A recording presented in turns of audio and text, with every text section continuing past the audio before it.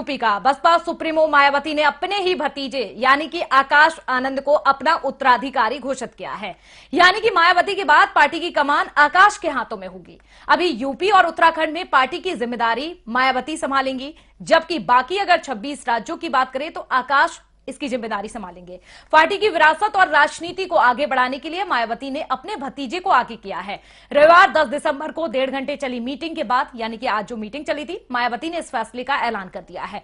Meeting में party के 28 राज्यों के पदाधिकारी भी मौजूद थे। आकाश मायावती के सबसे छोटे भाई आनंद कुमार के बेटे हैं और फिलहाल पार्टी के नेशनल कोऑर्डिनेटर भी हैं। सार्वजनिक तौर पर मायावती के साथ आकाश पहली बार 2017 में सहारनपुर में नजर आए थे। तो अब यहां पर पार्टी की कमान संभालने जा रहे हैं आकाश आनंद, जो कि मायावती के भतीजे भी हैं और यहां पर पार्टी की जिम्मेदारी संभालेंगे। तो आज जिस तरीके से बैठक हुई है, बड़ा फैसला लिया गया है। 28 राज्यों के पदाधिकारी इस बैठक में शामिल हुए थे। तो मायावती ने इसका ऐलान आज किया है और अपना उत्तराधिकारी चुना है। तो यूपी से आज ये सबसे बड़ी खबर है, जिस तरीके से आकाश आनंद अचानक से सुर्खियों में आ गए, जिस तरीके से उन्हें यह पार्टी ने बड़ी जिम्मेदारी दे दी है। लोकसभा चुनाव भी नजदीक है 2024 का। ऐसे में अपनी खोई हुई जमीन को वापस लाने के लिए यहां पर पार्टी ने यह बड़ा फैसला लिया है। आकाश के हाथों यह जिम्मेदारी सौंपी है। कहीं ना कहीं अगर आकाश आनंद की बात की जाए तो ये युवाओं का चेहरा है और युवाओं को साधने के लिए आखिर युवाओं के वोट कैसे अपने पक्ष में लाने हैं, इसको लेकर कहीं ना कहीं आकाश आनंद को यह बड़ी जिम्मेदारी पार्टी ने दी है।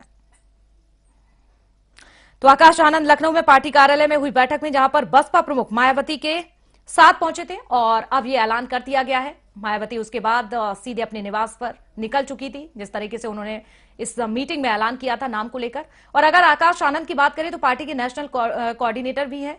मायावती ने अब अपना उत्तराधिकारी भी उन्हें चुन लिया है। तो ये बड़ी खबर। और इसी पर ज्यादा जानकारी के लिए हमारे साथ प्रिंसिपल करस्पॉन्डेंट पंकज तिवारी भी जुड़ चुके हैं। पंकज, अब आकाश आनंद को बड़ी जिम्मेदारी दे दी गई है, मायावती ने ऐलान कर दिया है अपने उत्तराधिकारी का।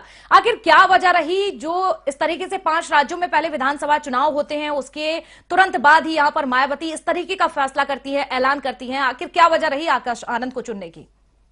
जी देखिए, बिल्कुल आपको बता दें कि आकाश आनंद को चुनना इसलिए बसपा के लिए जरूरी हो गया था क्योंकि 5 राज्यों में जो विधानसभा चुनाव हुआ है उसमें भी आकाश आनंद को बसपा की तरफ से महत्वपूर्ण जिम्मेदारी दी गई थी। और अब कहीं ना कहीं जो नेशनल लेवल पे लॉन्चिंग करने की तैयारी की गई थी बसपा के द्वारा एक युवा चेहरा को, और वो भी आकाश आनंद के रूप में मायावती के जो अपने भतीजे हैं उनको, इसको लेकर के आज जो पार्टी कार्यालय पे जो मीटिंग हुई है बहुत बड़ी मीटिंग मानी जा रही है। और इसमें जिस तरह से मायावती ने ऐलान किया है कि उनके बाद उनके उत्तराधिकारी के तौर पे आकाश आनंद रहेंगे, तो कहीं ना कहीं पार्टी में और युवाओं में एक जान फूंकने की कोशिश की गई है कि रूप चेहरा पार्टी को मिल रहा है। और जाहिर सी बात है कि युवाओं के सहारे लोकसभा 2024 का चुनाव बसपा लड़ने जा रही है और अपनी जो खोई हुई विरासत और खोई हुई राजनीतिक जमीन है उसको वापस करने की मतलब कहा जा सकता है पंकज यहाँ पर कि आकाश के बहाने युवाओं पर फोकस किया जा रहा है, लेकिन क्या बसपा के पास और कोई ऑप्शन नहीं था आकाश के अलावा?